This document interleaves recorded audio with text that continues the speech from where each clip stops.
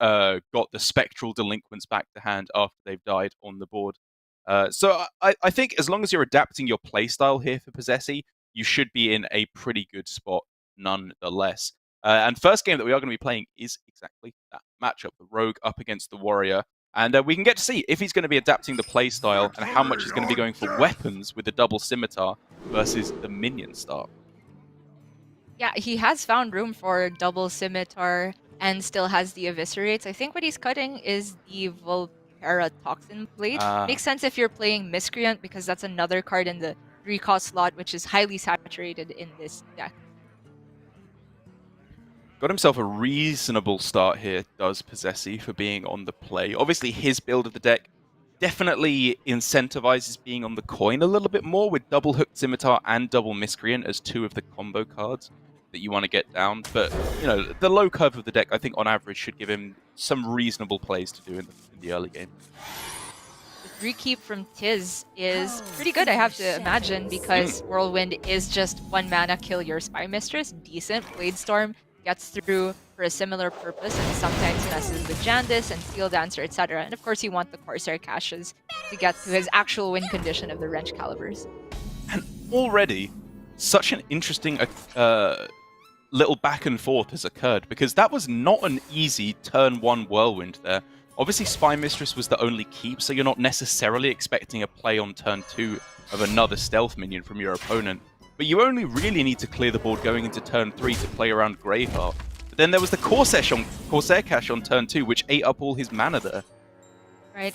I think it's because the curve was spoken for that he was fine using the Whirlwind as just a 1-target removal. I think every piece of HP that you save here is relevant, and I think it's fine for TIZS to do that because he has the Bladestorm for redundancy.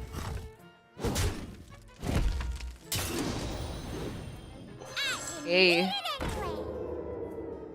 This is an annoying size of development from Posesi with 2 minions at different health totals, so TIZS does have to tank a little bit more if he wants to get rid of them both.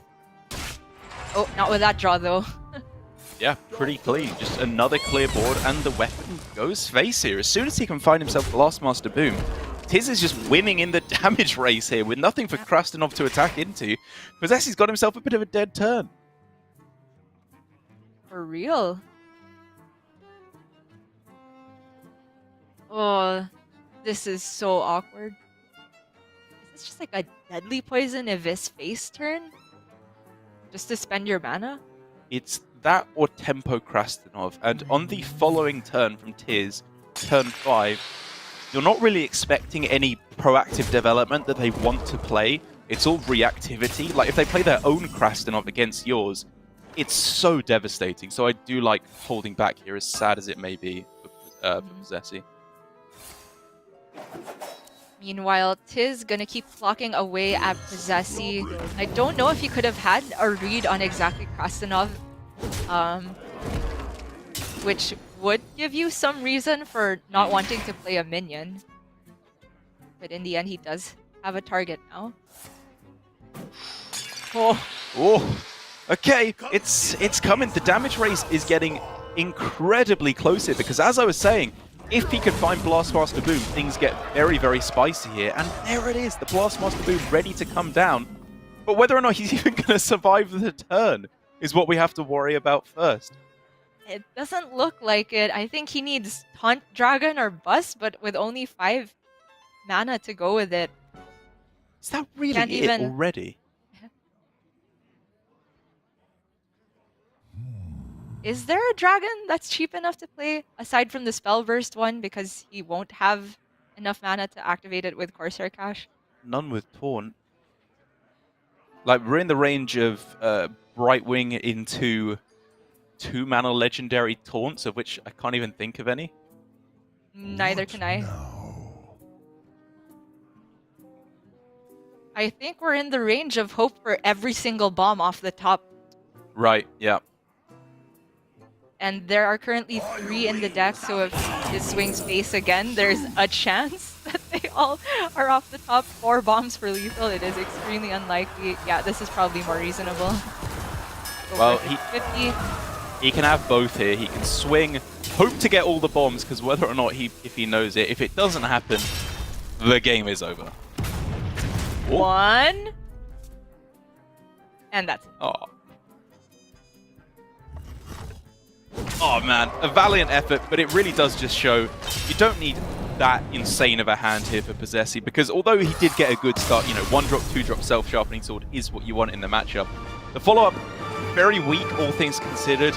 It just didn't matter. He can skip a couple of turns and still end up far in the lead here, as he does close things out with, again, why you're bringing Weapon Rogue for the most part. It found the matchup and it won it. It's really taking advantage of the non-risky skipper builds that are getting more popular in Warrior these days. Not so much that you can consistently get even that much armor with risky skipper Armorsmith, but because it allows you a way to answer the stealth minions on board and put minions on board, which if you get to stick an Armorsmith, suddenly the Weapon Rogue thinks about, oh, I need to sink 4 damage into this, and that can give the Bomb Warrior time to deal the lethal in the race. That is just a benefit for that particular matchup, though. I think that overall, Bomb Warriors are right to be cutting the Pirate package for more consistent burst, Okay. but it's a good call for those looking to exploit this type of warrior. And many players have been doing that. We're seeing that from Rivius, Surrender, Posesi as well. The word is spreading that there is a weakness in the current metagame, and players are doing a great job of exploiting it. The kind of the trump matchup there for Posesi has fallen out of the way, though. So if he wants to get his first win of the round robin on the board, it's going to be an uphill climb for sure to get there. We're going to see if he can do it when we come back from this short break.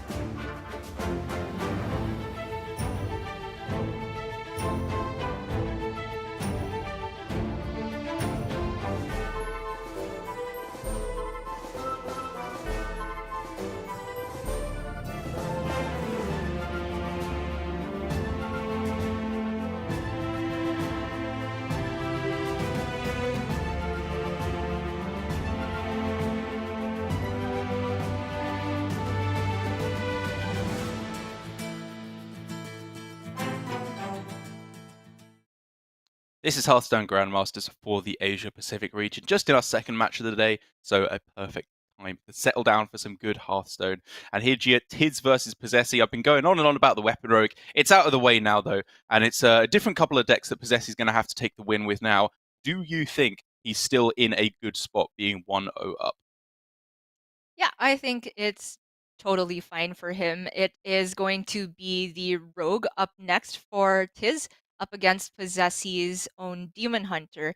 And for the Demon Hunter, I think it's going to be a little bit difficult without having Consume Magic, which we've seen a couple players tech in to have an answer against the Questing Adventure, Edwin starts, etc. But Posesi's particular build of Demon Hunter, similar to Surrenders, I think, has the double Battle Fiends in there. So it actually has a chance to get even more aggressive in the early game and try to race out the Rogue, even if they do get out a big threat. And I think that's generally your best approach in the matchup. I think this one is, my estimation is going more and more even, because obviously against Tempo Mage, I feel like the Demon Hunter has a really good way to just go super aggro and close out the game that way. But the Rogue puts down some more pressing threats, I think, in the early game. Hanar can be an absolute nightmare for the Demon Hunter to deal with. As you astutely mentioned, the Questing Adventurers and Edwins as well are super important to deal with. So I do think we're going to have probably the ideal game plan for Posesi being super aggressive in the early game, while weirdly enough, TIZS might end up playing control when going up against a hand with 2 1-drops like this. Yeah, and it's quite unfortunate to have to play from behind when you are on the play. I estimate that TIZS will not be keeping any of these cards, and instead looking for Pharaoh, Cat, etc.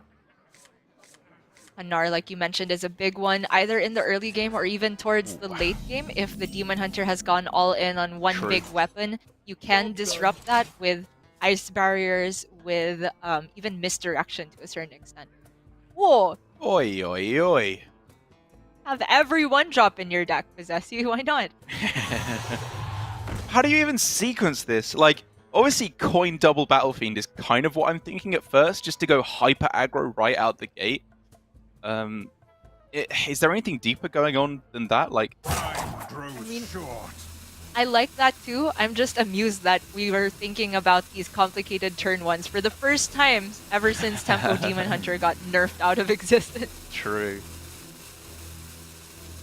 I mean, the big punish is them having both backstabs, but even then, that's a mana before they can pair it with Edwin or Questing. True. So I like this. Yeah, it's also a turn before backstab Miscreant, which is a pretty big deal in its own right. And also, they very possibly don't have the backstab. It was a full mole, so it's just a handful of random cards here. You can't have any reads on what they have. And this is a tough response for TIZS because obviously he wants to get down Hanar, and in order to protect it, he has to stab one of the Battle Fiends. But if you use stab here, then you're not having an activator for Miscreant the next turn. Yeah, in the end, I like the choice of Neophyte. Yeah, it shuts out a couple of options, doesn't it? Like Chaos Strike being the big one you can no longer go for. It would have to be like exactly Twin Slice to get the clean kill here. Also shuts out Soul Shear as well to clear it off. Imagine Posesi thinking about going face, but because that 3-2 can take a very clean VT on the 1-3, I think this is more responsible. This is starting to shape up to TIZS. It's kind of perfect, really. The curve he went for, holding on to the backstab, working out so gorgeously for him. Demon Companion, that's one of the good ones. But outside of Shima, I don't think anything's particularly helpful here. I guess Kolak also lets you get a nice damage onto the Miscreant. You can't just say their names and not expect me to laugh. I still can't get over it. Like, sorry. Kolek, Shima. Refa's the funniest one. Refa's the big one, yeah. It's weirdly enough, it's never Refa for me. Yep. It makes sense. Everything is upside down. Always Huffer and never Refa. Well, Kobold Lackey is premium to kill off the Wand Maker. The problem is using the dagger here doesn't really get that much done for TIZS. I'm thinking about Shadow Stepping even the Miscreant. You can get away with it, right?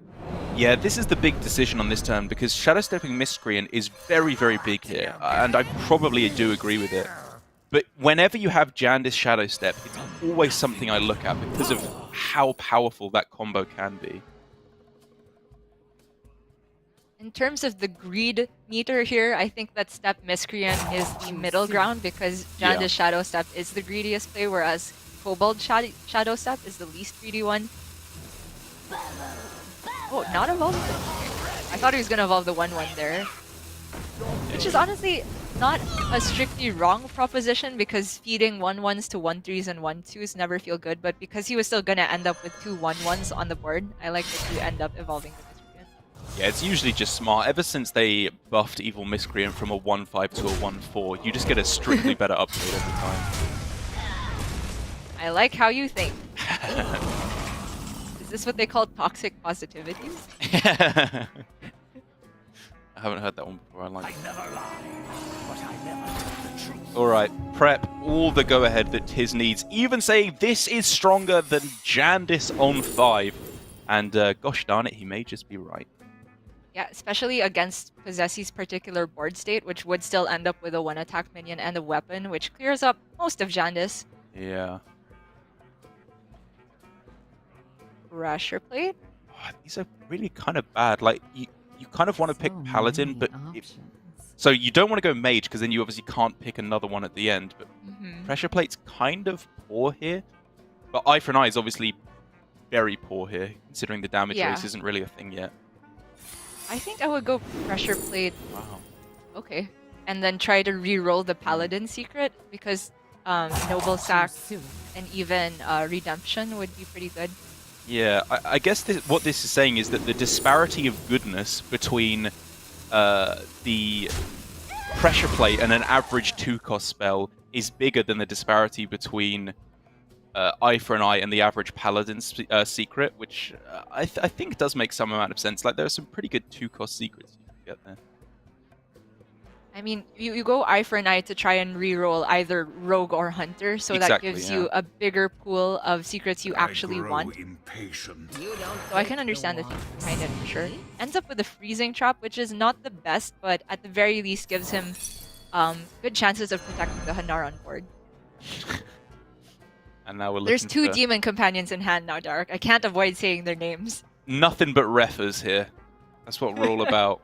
Straight reffing with Posan. And it's gonna be the play, right? Well, obviously, he's scared of activating potentially Dirty Trick or Plagiarize on the other end. Giving Rogue a bunch of 1-cost spells are disastrous. Yeah, he has no information at the moment, though, about what it could be. Oh, no, not true, sorry. He knows it's not a Bamboozle there, at least. But that was the one that was ever, played. like, swing Hanar and then re-equip Eldraki?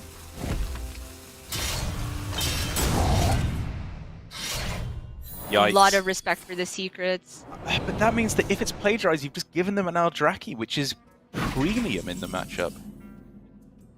I mean, it's half their mana spent, and you get to swing into the Hanar. I feel like it's more premium to give them a bunch of 1-cost spells. I don't even know if I agree necessarily. Like, having stuff to spend your mana on isn't Rogue's problem here. It's having life gain. Like, as long as they, like, that's the thing that they're missing in the deck. Here with Hanar alive, he's going to have ways to spend his mana for 1,000,000 turns. I guess the real kicker is it could still have been Dirty Tricks, and this way Posesi doesn't activate that. Well, here, this turn was also extremely complicated for TIZS. I feel like he might be getting caught in the milk all your value out of Hanar while possible trap here. Maybe it's not a trap, he's still in a great position, but I generally feel like if you have the ability to generate a board that gets you ahead and close out the game sooner, that's the way to go. I was heavily looking at, you know, Jandis Witchy Lackey for that turn. That was absolutely insane. This line felt pretty clean, like, because he clears off the minion, he also generates the Noble Sacrifice, so it's very likely here that your Hanar does survive the turn, though, unless they get Refa. Always Refa, never Huffer. Exactly. I do think, though, TIZS here, it was probably the correct play. In this turn, absolutely, you make the strongest tempo play you possibly can, which probably is Jandis of all.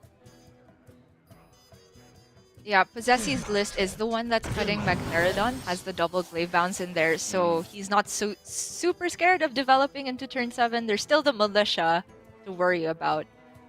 But the disparity between having or forcing them to trade all their 3/3s into the minion versus them potentially sticking at 12/12 is huge. There are 6 soul fragments in Posesi's deck at the moment, so we can get the full shebang. And TIZS obviously has to have that in mind. He isn't necessarily anticipating it, but you've got to have some kind of a plan against it. Which is still to just develop the biggest board possible, right? Because if they just tempo Militia and your response is Jandis, you're just taking so much damage. I agree.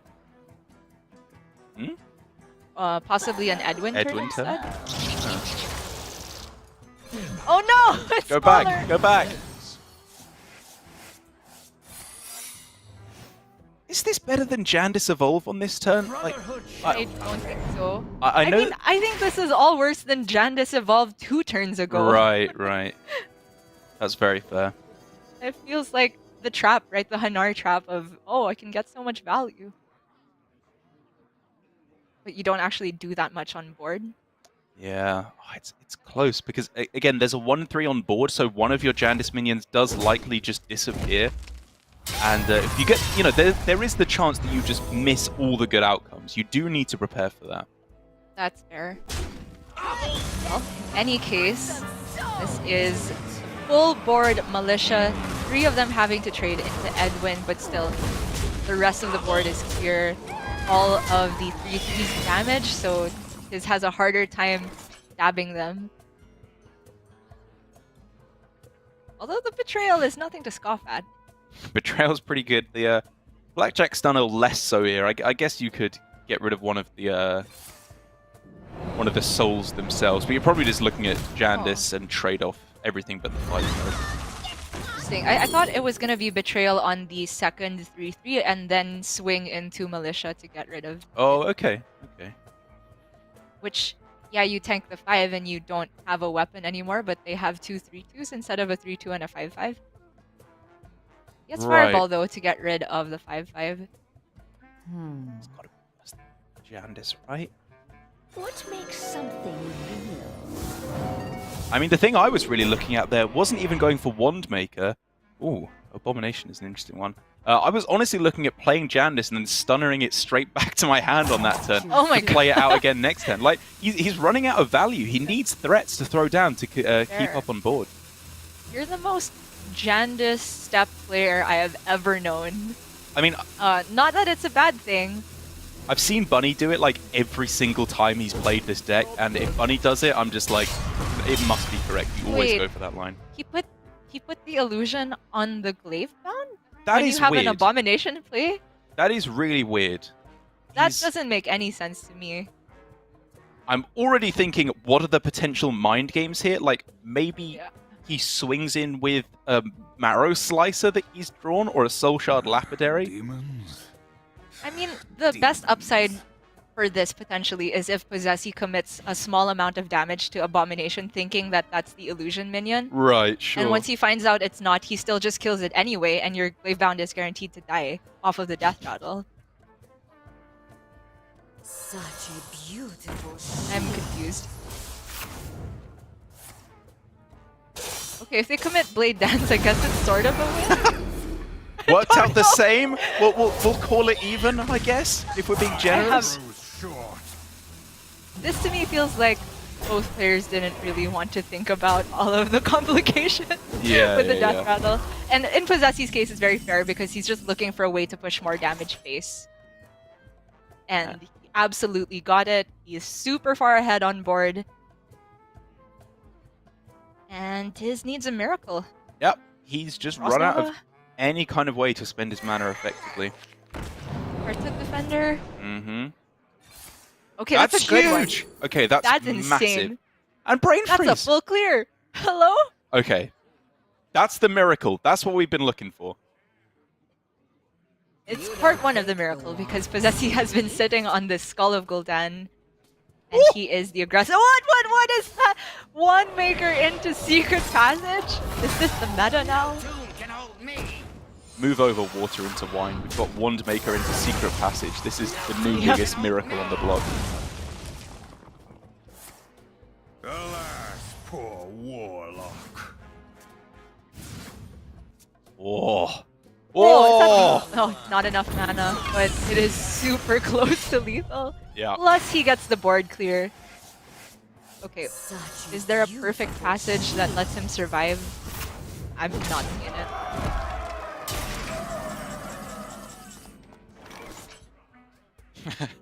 Okay. Okay, 4 10 cards. mana, 4 cards, Hanar already used. Not even my wildest dreams could come up with a solution for this. A Soul Fragment? Sure, I guess you play that. Well, he found lethal. Oh yeah, there we go. He saw the lines. Posesi goes up 2 games to 0. I can almost feel the relief for him already, getting his first win in Division B of the round robin. What is it with these cups? Alutemu was drinking out of the exact same cup yesterday. Don't know. Are they in It the just same feels- location? Is it just a Wait. Japanese thing? Posesi was tweeting something about a thermos that was similar to Alutemu's. Okay. Don't know if that has anything to do with anything that we're talking about. This goes right to the top, I'm telling you, Gia. This is some full-on Hearthstone Japanese conspiracy, drinking out of these weird metal thermos flasks. There's We something were talking going about on water into wine. What's actually in the thermos? Who knows, Dark? But I really Nice. want to call back the fact that I think to spend a whole turn on 6 mana on Hanar Secrets, which could have been a huge development on the board, which, I mean, to be fair, maybe he was trying to not give Posesi a good Blade Dance board, but I really like taking initiative with the Rogue deck when you can, because in the first place, it's not built to outvalue in most matchups or Yeah. like to disrupt for the whole game. It needs to get on board at some point. I do see your point. I think that turn was really, really close for me because the punish did come out. He didn't know what the 1-mana spells were, and even if it was Demon Companion, it had to be exactly Refa to clear off the Hanar. And chaining through these secrets, he didn't get a lot of the good ones. We were talking about at the start, Misdirection, Ice Barrier, only getting 1 Noble Sacrifice there. I think, on average, with the Hanar sticking there, I didn't hate the plan there from TIZS, but I also am starting to come around to your idea that Rogue does function best when it's proactively ahead on the board the turn before Sociologist Militia can come down. I agree. It was very possibly should have been a more aggressive line, even if the Hanar is always tempting to go for. But the upshot of it is, of course, that Posesi is just a single game away now.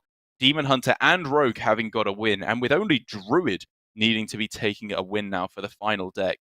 I think I like his chances.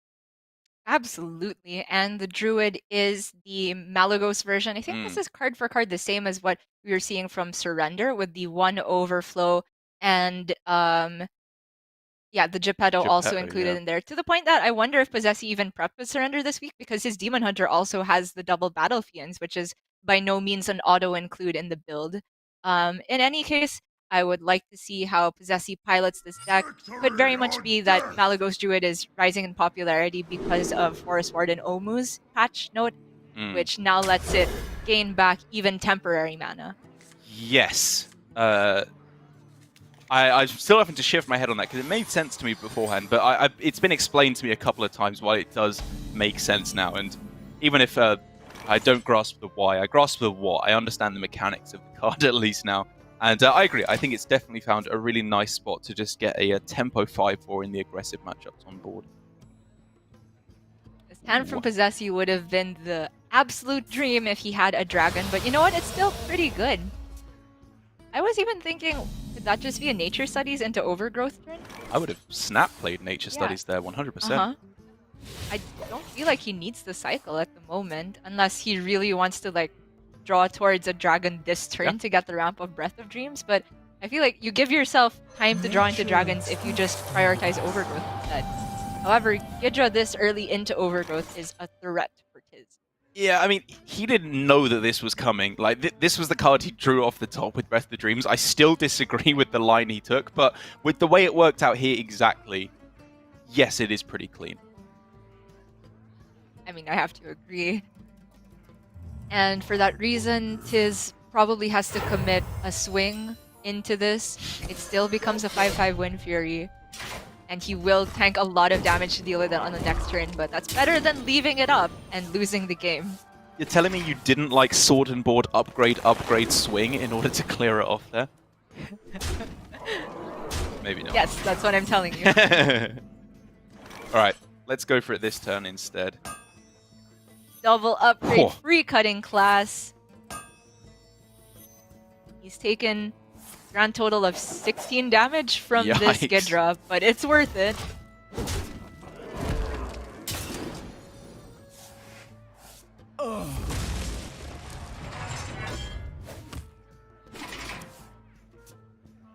And dragon?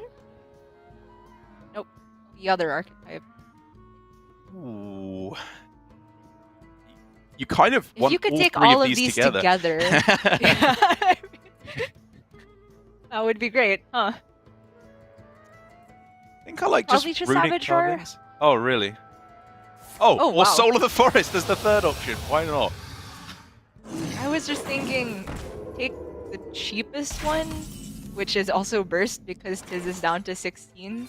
That's true, and I guess with Twilight Runner, that's potentially like 4 damage next turn. Like, you're maybe even getting to the territory of setting up lethal with Swipe. But I guess Posesi's thinking is that this Geppetto is for sure gonna give him 2 cheap minions to pair with Soul of the Forest, which gives him a stickier board. Okay, straight away Bomb Drawn. Not what you want to see as TIZS, I don't imagine, to get the Blastmaster Boom down.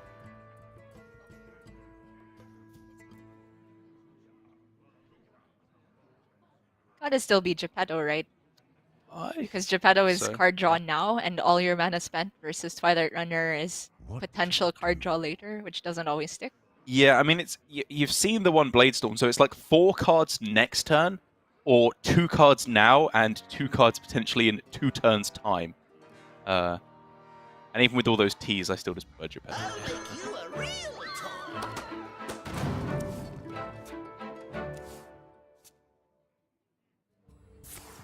Oh no. Okay, one bad one, one good one. Yeah, I mean, it's kind of just 2 bad ones. Like, Alex Straza is a 1/1. It doesn't really do anything Oh, yeah. here.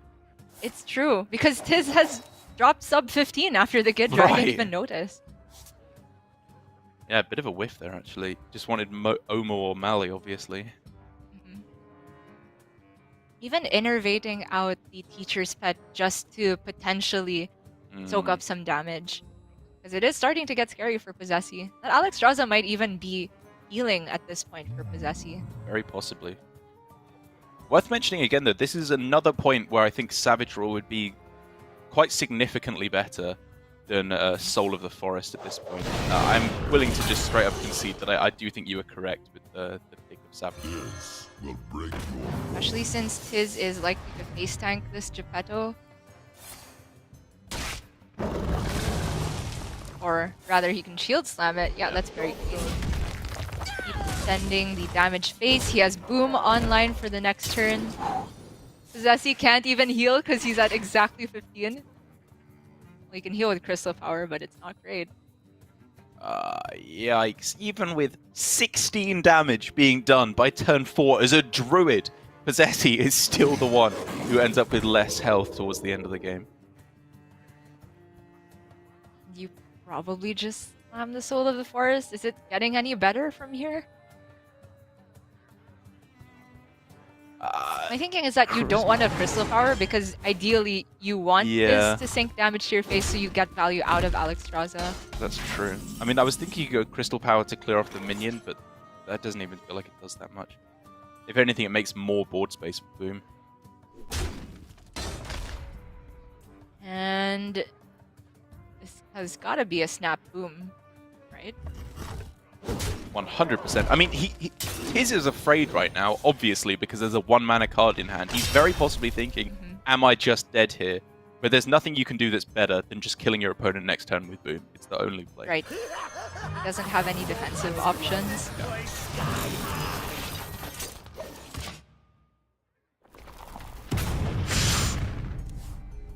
Okay. Oh, Oh, that just a teacher's doesn't pet. get anything but a teacher's pet, right? Yeah. Yeah. I mean, if Posesi's a gambling man, he can hit a boombot first and then go Whoa. Alex Raza. Risky thinking. Yeah. But this can just be crystal power to heal up a bit more.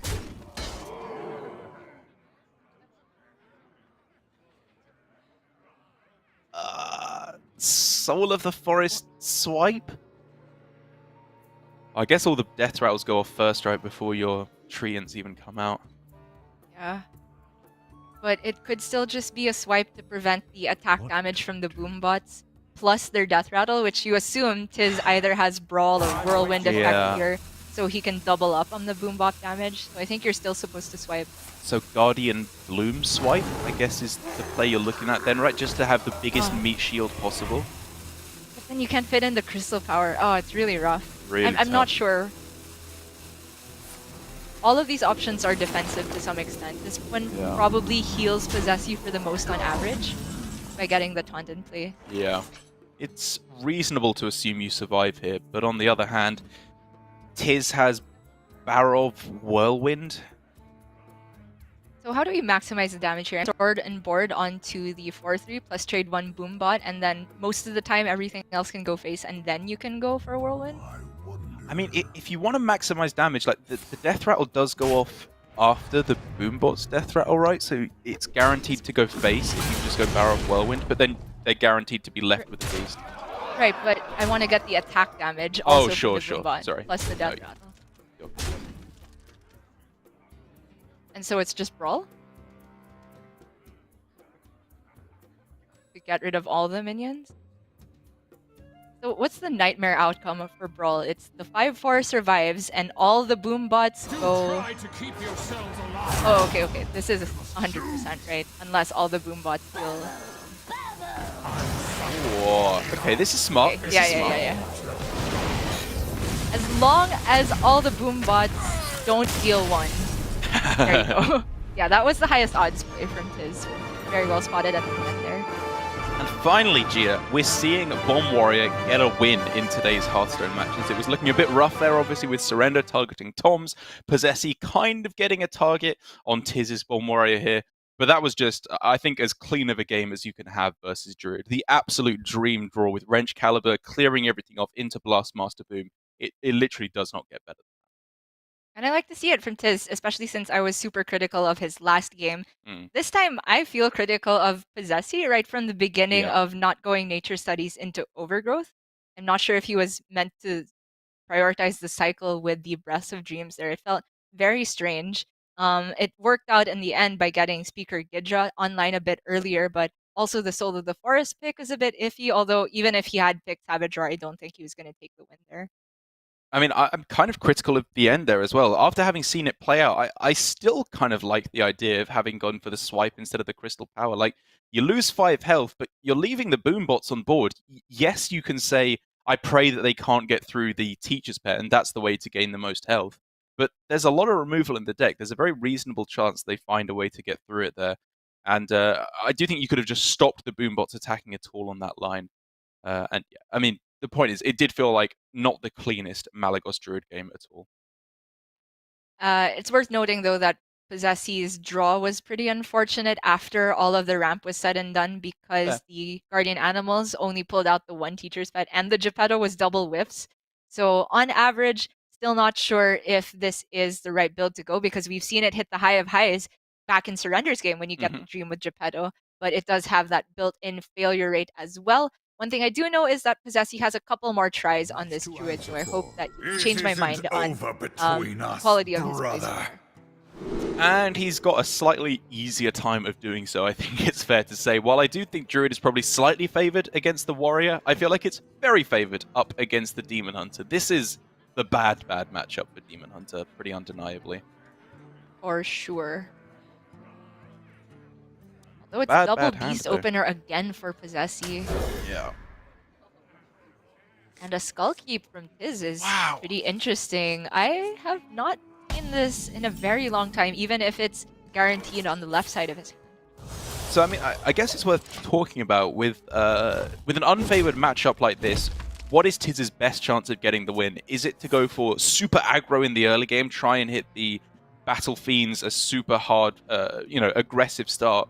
Or is it to go for just trying to get a powerful play with Gul'dan later on?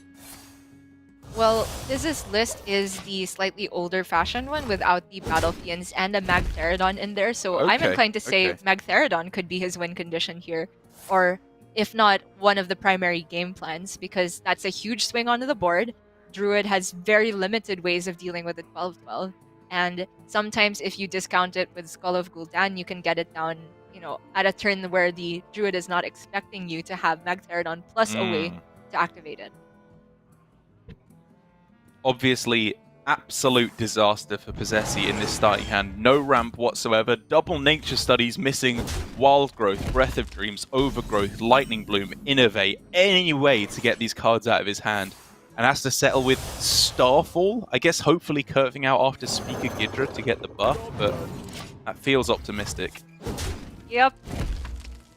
Because in the first place, if you go Gidra into Starfall, that's assuming your opponent plays a minion the turn after True. Gidra and not before to challenge the Gidra. This is very sad. But with the Innervate draw, it means Posesi can at least get down the Twilight Runner this turn, where it's very unlikely to die and likely to get him draws towards hard ramp. I guess so. 2 draws, well, 3 obviously with 1 off the top of your deck. You're fairly likely to find Breath of Dreams, Overgrowth, or Lightning Bloom. I think it's the best he's got. That or Gidra, I suppose, which you could just throw down, of course, to buy you a turn and then go for the Twilight Runner. But I think at that point you're starting to mess around with Blade Dance too heavily. I like the line.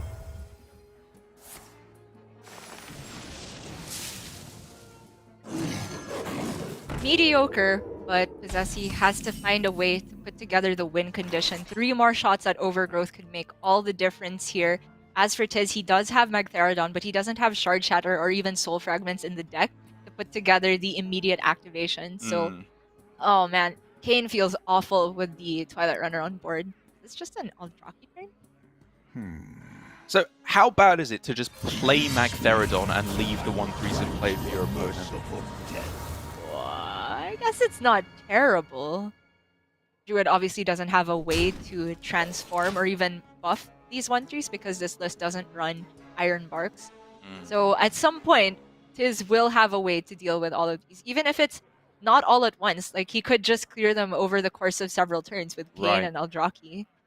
And all the while it's there, even though Posesi is obviously getting 3 extra damage a turn, any development that he makes feels absolutely awful. Okay. That's the one. Business. Is it worth expending a Moonfire just to get rid of the 2/2s without damaging his guys? These 1/3s are a ticking time bomb. So again, he knows that there's no Soul Fragments in the deck. So if he kills off the Panthara here, there's like a reasonable chance that his Twilight Runner sticks, right? Because there wouldn't be a Lapidary to come and kill it as the expected play on 5. There's obviously many other ways. Marrow Slicer is the other one, right? I'm more thinking I don't want the 2/2 to take another free kill on a 1/1. Okay. But Posesi prioritizing face damage is also very valid because he has this Malagos in hand. Ooh. Man, where are the fragments? Yeah, 1 mana off from Marrow Slicer, Shard Shatter next turn. It's a bit of a scary line for TIZ. He's definitely chunking that damage that you do not want to be doing against Mali Druid. Although he does hit a good compromise by equipping the Eldrazi, he can just set up for the clear on the 2 1/3s, even if a taunt comes down with Kane and Hero Power. So he'll be able to clear whatever board Posesi puts together this turn. It ends up going with Peach's Pet. There was an interesting line there from Posesi of just going Lightning Bloom, Gidra, Starfall for maximum development on that turn, and just force TIZ to have the strong answer. But again, you know, when you're going into the Magtheridon, it's what's incentivizing Posesi to not make these high tempo plays. That's what TIZ has got with the Magtheridon. I think Posesi's hit a good compromise of putting something on board that, TIZS obviously wants to rip the Magtheridon ASAP so that he can try and race Posesi, but Posesi's put a minimal amount of resources in to do that. So if TIZS does cash in on Magtheridon, then Posesi can follow up with Gidra. And that's why it looks like TIZS is holding back and being even more patient with this. He's walking a very fine line though, because like you said, Posesi has damage stacked up in hand. He has Lightning Bloom Yeah. if he wants to get Mally down with Moonfire next turn. Not quite lethal, but very quickly approaching it. I mean, if he draws Moonfire here, it was just lethal on board. TIZS, I think, correctly not playing around that, of course, but worth considering here. And while he doesn't have lethal on board, there is Fate Gift of the Wild for +6/+6 right now, which kind of messes with the Magtheridon activation a little bit, and it's just extra damage for Posesi.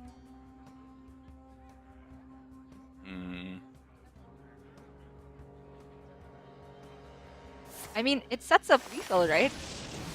Because next turn you have Mally Moonfire with the Lightning Bloom.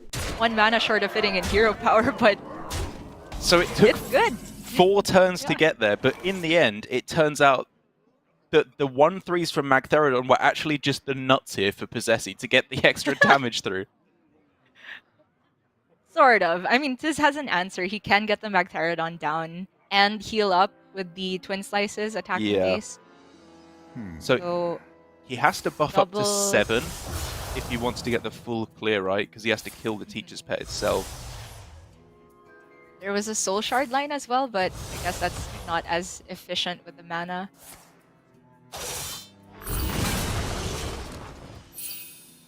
And the Death Rattle is also pretty relevant from the Teacher's Pet, because any extra damage puts Posesi that little bit closer.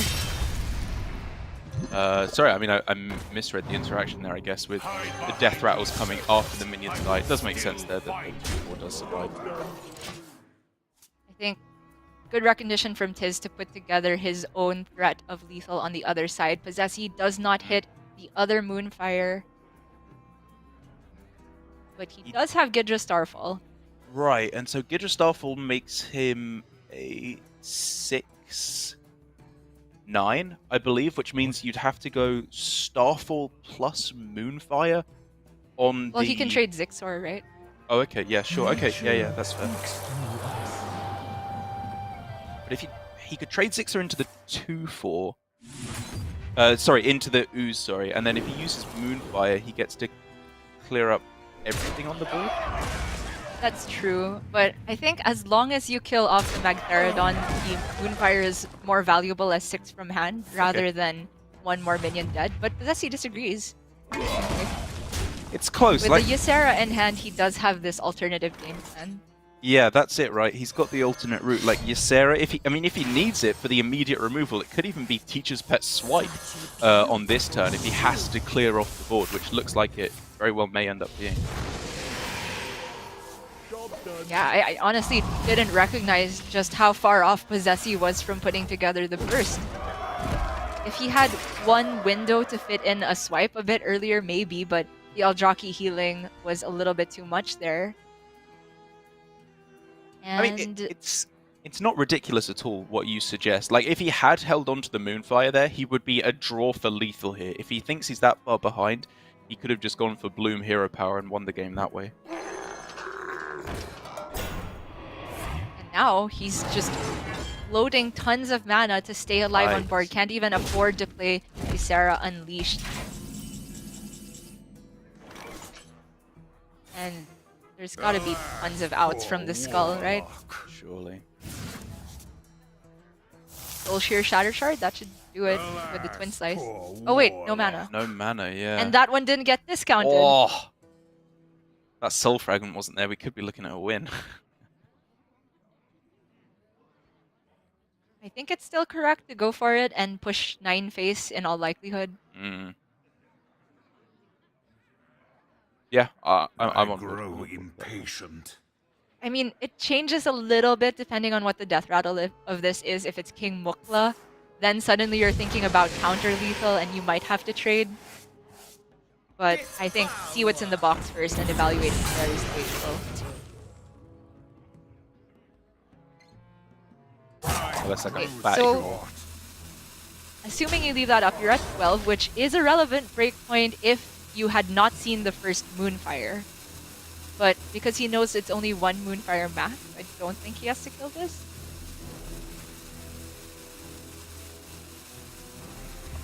I mean, I think so too. The only other line I'm thinking is like Warblades and Swing In, just to be sure, to avoid some kind of Omu plus Germination line. And then if you have enough damage to kill them on the following turn with Marrow Slice plus Twin Slice, still probably wrong. But I mean, always it's something to worth consider. thinking about, and you can figure it out discreetly if you're aware of all the possible damage breakpoints, but I don't think we have enough time to go through all of that. Hitting double Crystal Power is huge for Posesi here. Really is. He can go... Is it double Crystal Power himself and just pass? One heal, one shoot? I Hmm. don't know. Obviously, the double heal right now gives him more HP if you assume there's a way to Yeah. get rid of the 3-2 the next turn without face tanking it. Which And you can't make that assumption necessarily, right? Like, you've Yeah. got no beasts left in Guardian Animals. Very possibly just wants to play Ysera or Mali next turn.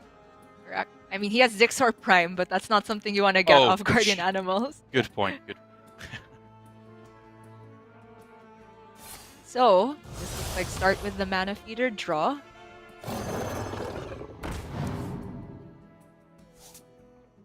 He hits the last Lapidary, that's huge. TIZS still has double Glavebound in the deck as well. And that's just lethal, right? Warblades, Twin Slice, Twin Slice. That was the draw. Yeah. The mana was exactly enough. Oh my goodness. Posesi is on the brink of being reverse swept. Oh man, the mental Oh, man. attitude that you have to have here. I can feel how devastated Posesi is. I mean, you couldn't even see him on cams at the end because he was just turning away in Cam, despair. sorry. Oh yeah, sorry. I Too much think I Among saw Us him there. vent at the end there. It was close, but I can't confirm. I think he's sus though in that one. But yeah, I do think that it's a heartbreaking situation for Posesi. It's gone from the highest of highs last season, where he got through the semi-finals, so almost getting that spot in Grandmaster. In the World Championship spot, with it being at just the start of his Grandmasters career. But now it's all turned around for him. He's down in Division B, 0-1, and potentially getting reverse swept. He's got to keep his head in the game. For sure. And I think he was the player who was most frustrated by the results of the divisions when they finally shook out, because Dawn took that very unlikely win True. as the only outcome where Posesi doesn't end up in Division A. And now we have TIZS, a newcomer who has very, very solid plays and lineup decisions, I think, looking to take Posesi's first win on round robin away from him. And Posesi on the Druid has one last shot to do so. You talked about how Malagos is a little bit less consistent than Survival Druid. We could be seeing all of the downsides come to light here. We shall have to see. Last matchup of the series overall, the Rogue. I mean, we've been talking about this a little bit more and more, right? With the rise of banning Rogues. We saw it from Surrender last series, I believe, where he banned away Tom's Rogue. And it was, I think one of the points you brought up was specifically because Rogue does feel like it's in a better and better spot You're against back. Druid. It is true. Questing Adventurer and Edwin, for the same reason that Magtheridon got so much respect from Posesi last game, is that big threats are always the bane of Druid. But finally, this is the hand for Posesi. He has the ramp into the GA. And TIZS is currently not running too many threats, but called Neophyte at the right time could mess with things a little bit. That is the secret weapon here for TIZS. That is the spanner in the works here that he could throw in to mess up this entire curve from Posesi, because it's powerful, but it's very rigid at the moment with no Innovate, no Lightning Bloom. It's going to be reliant on hitting both this 4-drop and 7-drop. And already a decision for Posesi as to whether he wants to commit the Moonfire as well to immediately deal with the cat. Honestly, it's only threatening if you're expecting exactly Shadow Step plus one of the 3-drop threats alongside it. So, oh, okay. There's no Shadow Step, so it's not a punish that he didn't kill the cat, but he is going to have to deal with a large boy. Is it just secret first? Am I greedy for wanting to get an even bigger Edwin? Do you just take your 8/8 on this turn? I want an 8/8 this turn. Okay, okay. I was just thinking, like, if you go for Plagiarize or Dirty Tricks, there's a decent chance you get a couple of extra cards in your hand for next turn, and then you can go for a 10/10 at least. Well, in terms of the output of damage, obviously 8/8 now gets more damage immediately because it gets to attack twice. So what we need to think about is that worth giving up the immediate 8 damage to make the Edwin potentially more durable against Druid removal? But against this deck, which has no Bog Beams, I don't even know what the Druid removal is, so I kind of like turboing it out. I really like turboing it out. Yeah, actually, you know what? I'm coming round to it because my fear was that Edwin might be able to die, and that's very much the primary win condition here for TIZS. But because he has the follow-up of Neophyte into turn 4, it means even if there was Innovate, Lightning Bloom, Guardian Animals to clear it off, that is now shut out. This is almost guaranteed 16 damage with the line he's taken, and it is devastating Posesi. He was off cams again! And I don't think it's sus, because that's the only reaction you kind of can have at this point. He was so far ahead in the series, now looking like he is going to die in 2 turns to these Edwin attacks. Not all over yet. There is still a chance for Lightning Bloom top deck to get him out of things with the Guardian Animals next turn, but oh my goodness. Oh, and this is just the worst kind of good draw. I hate when you draw a good hand, but your opponent gets a better hand. It's just so heartbreaking. Like you wasted your luck, right? Innervate does not work with the nature studies the way you wanted. He's just being taunted. Leave the poor man alone. Hit an Oasis. Okay, wait. Yeah, I think Oasis to heal here and just pray you get either Vate or Lightning Bloom off the top for the next turn. Yeah. That's the line. Oh man, the Shadow Step though. You're very possibly making an even bigger Edwin on this turn just by stepping it back again. If you go Overgrowth and just say, I am dead to 2 damage if you have it, then you have 8 mana to work with. You're still gonna play GA the next turn, and you can't hit an Oasis alongside it, so I have to assume it's heal this turn into top deck a Miracle next turn. Yeah, if he goes for the heal here, it's so rough on the following turn. Like you said, he needs a Miracle one way or the other if he's going to be winning this one. Oh my goodness. How big is this Edwin now?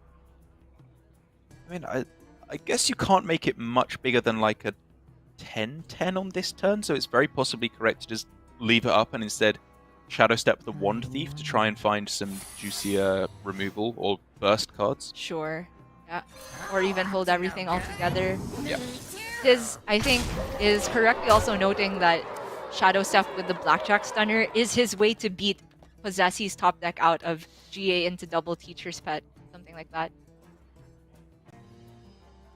So, Twilight Runner on this turn, I think, is definitely what I'm looking at. Not dead quite yet. He's alive on board. Or is it even worse than that? He needs to go Geppetto next turn? Is that what he's saying? I don't think Geppetto does anything. It could just be GA and hope to get something better off of the draws. I don't know what something better is at this point. He's used Crystal Power. I think it's Geppetto Omu, right? With Moonfire to try and gain back the mana. Like, as we've been saying, he needs this miracle. And if he hits that, maybe that's enough to get an extra 1/1 and a 6/6 on board. If he can get Mali as well, you know, I'm trying to piece together what it could possibly be. And maybe it's this. I'm on board. It does need to be something magical because Teacher's Pets are not getting the job done against this. Especially since TIZS now has access to devolving missiles on top of everything. I mean, the worst thing as well is that if he does go Geppetto first to try and find Omu, there's 3 beasts in his deck first, which means that very possibly just destroying his guardian animals in the process. Choose soon. Mirror Problems entity? keep stacking up. Like, that's probably a pretty disgusting secret here.